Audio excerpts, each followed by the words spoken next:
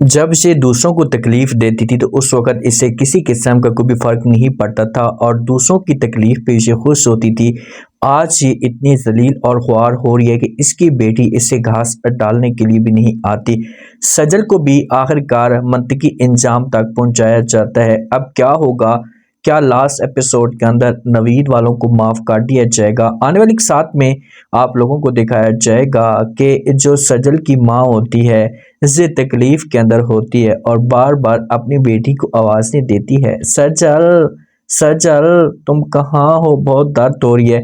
तो सजल आती है तो आकर अपनी माँ को ऐसी बातें कह देती है कि माँ जो होती है इसे हकी बकी देखना शुरू कर देती है सजल की तरफ। सजल कहती है कि माँ जी क्या हो गया आपको, क्यों शोर मचाया हुआ है, क्यों गला फाड़ फाड़ कर शोर मचा रही हो, दिमाग खराब करके रखा हुआ है, सुकून करने देती हो या नहीं।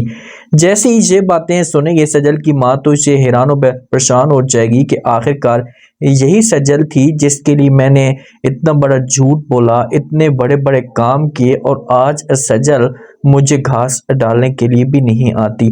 जब आप अपनी औलाद को गलत रास्ते पे लगाएंगी तो एक वक्त ऐसा आएगा कि यही औलाद होगी ये आपके साथ मुकम्मल तौर पर नफरत करना शुरू कर देगी।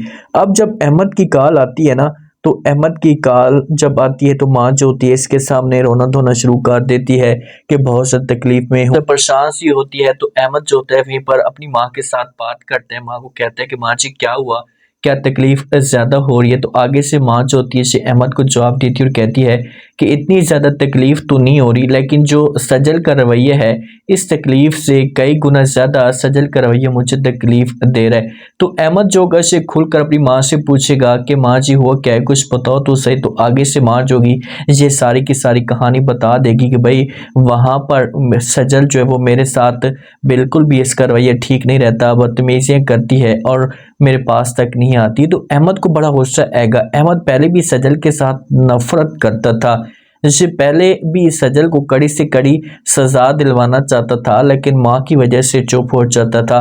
तो आज इसके साथ अब बहुत ही बुरा होने वाला है। नवीद को भी अपनी गलती का एहसास हो जाता है। नवीद आता है, आकर बात करता है, आकर जो फौरन अपने भाई को कहता है कि तुम और जो मामा थी ये सब कुछ ठीक कहते थे, मेरी आंखों के ऊपर पट्टी बांध चुकी थी, मुझे समझ तक नहीं आ रहा था कि मैं क्या कर रहा हूँ। लेकिन अब मैं आप लोगों से रिक्वेस्ट करना चाहता हूँ, इल्तिजा करना चाहता हूँ कि प्लीज़ आप लोग मुझे माफ़ कर दें। जब ये बात असद सुनेगा तो असद जो से नवीद को जवाब दे सकता है, ऐसे कह सकता है कि मुझे किसी किस्म का कोई भी इतराज़ नहीं है, किसी किस्म का कोई भी फ़र्क नहीं पड़ता। अगर आपको जब वो मॉम माफ़ करना चाहती है तो मैं आपको माफ़ करने के लिए तैयार हूँ, लेकिन प्लीज़ आप मॉम के पास जाएँ और जाकर माफ़ी मांगे। आप जब अरूसा के पास भी जाकर माफ़ी मांग सकते हैं, क्योंकि इसने अरूसा के साथ भी बहुत ज़्यादा बदतमीजी की है, इसने अरूसा को भी ये तकलीफ दी है। सजल को अब अपने किए करते की सज़ा मिलना शुरू हो चुकी है, बल्कि सज़ा मिल चुकी है, क्योंकि सजल ने बहुत सारे घर बर्बाद किए।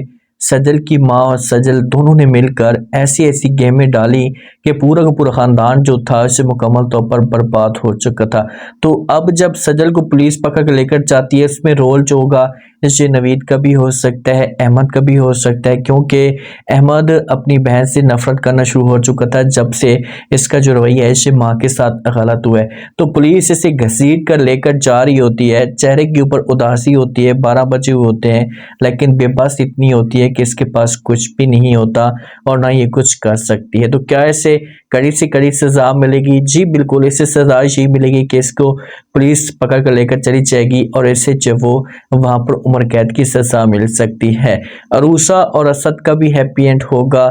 उसके बाद जो अनम है और जो अनम का हस्बैंड है इनका भी हैप्पी एंड होगा।